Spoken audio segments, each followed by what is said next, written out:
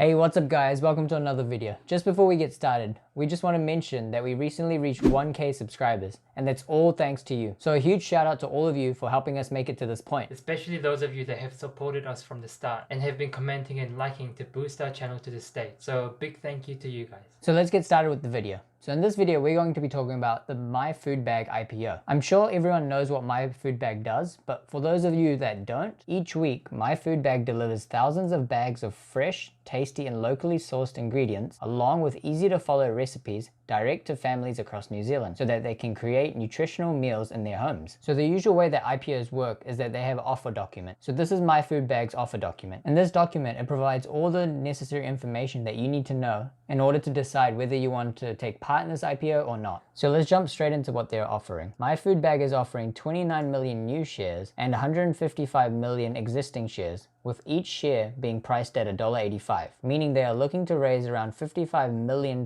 from this offering, with total shares after the IPO being 242 million, which makes the company valued at a market cap of around 448 million. And these shares are expected to commence trading on the NZX and ASX next month, 5th of March. So, because this document is so big, we have gone ahead and listed the good points and the bad points about My Food Bag. So starting with the good points. The first point, My Food Bag is one of the few lucky companies that have benefited from the pandemic and has had a significant growth since the lockdown. As they have mentioned, we have achieved an uplift of 28.4% in delivery volumes in FY21 due to some generic reasons, but mainly due to the onset of COVID-19.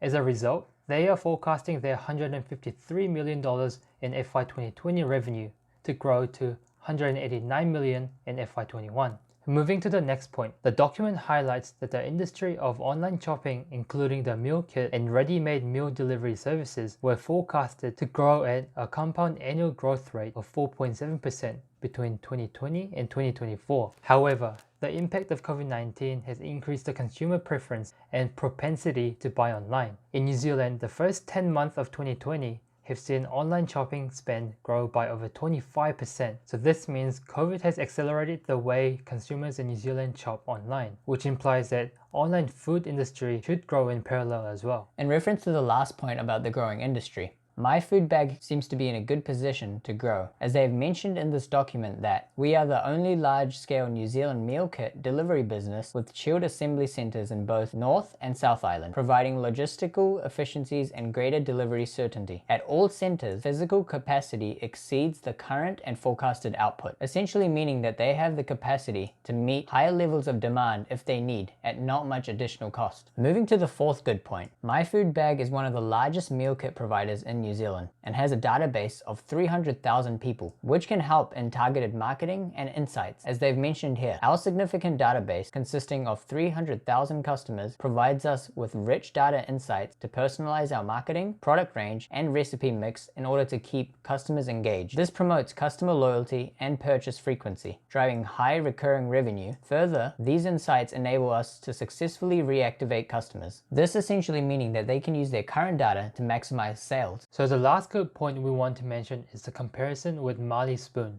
Marley Spoon is another meal kit provider listed on the ASX. Even though it is a loss-making company, losing around $30 million a year, the company currently has a market cap of 783 million Australian dollars, and in FY 2019, they had a revenue of 229 million euros, which is roughly 260 million New Zealand dollars, whereas My Food Bag will be valued at almost half of Marley Spoon, at New Zealand $447 million, and actually still post profit, with FY 2019 revenue being only 30% less than Marley Spoon. But this being said, Marley Spoon has shown a much faster rate of growth and operates in a much bigger market, so they have potential to be much bigger. So moving to the bad points we found about this IPO. The first one being the reason for why they're having this IPO in the first place. They state in this document that the purpose of this offer is to raise capital for My Food Bag to repay debt and to enable existing shareholders to realize part of their investment by selling up to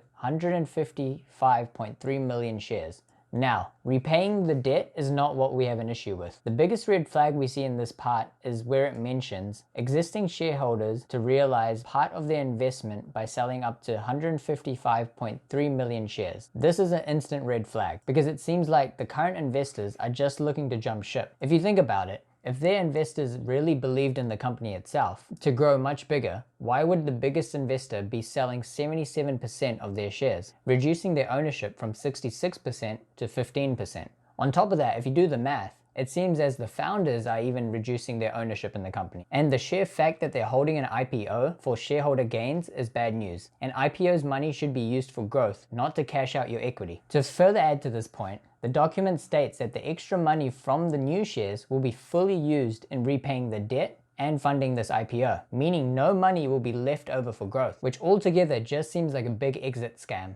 The next bad point that we want to mention is that in the financial statement forecast, it indicates that there isn't much growth to be had. As you can see in this forecast, they expect the revenue for FY21 to be 189.5 million due to the COVID-19 boost. But for the following year of FY22, it indicates no growth. It seems that to increase their profits, the only way is to reduce costs and increase their margins, which explains why they have forecasted the margins to increase by FY2022. Further adding to this point of no growth, the document mentions many times that they want to utilize their extensive distribution network and the ability to reach 86% of the New Zealand population to support growth and expand beyond food. In some sense, it's fine that they're expanding outside of food, but they are limiting themselves to New Zealand. There is no mention in the document of them trying to expand into Australia, which is quite ironic because they gave a whole industry outlook of how the food meal business is booming in Australia.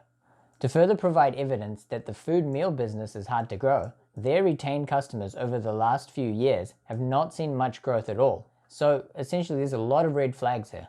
So the last thing we want to look at is the competition. Their main New Zealand-based competitor seems to be Whoop, but their biggest competitor is HelloFresh, which is a 13 billion euro company based in Germany. So if a massive German company can come into New Zealand market and be competitive, there is no reason why other big foreign companies with great amount of resources can't enter the New Zealand market and make it harder for my food bag. Essentially, we're saying that there is a low barrier to entry. On top of that, the supermarkets are innovating the way we shop by easily accessible online shopping and delivery at much cheaper prices.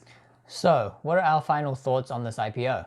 Well, at first we were pretty shocked that my food bag made revenues around 150 million. We both didn't think that they were that big. But after going through this offer document and seeing how much they are asking, why are they valuing themselves at 447 million, and most importantly, what are they going to be using the money for? We both agree that something seems shady here. The biggest red flag we can't overlook is the sheer fact that they are having this IPO so that their current investors can make some money off it.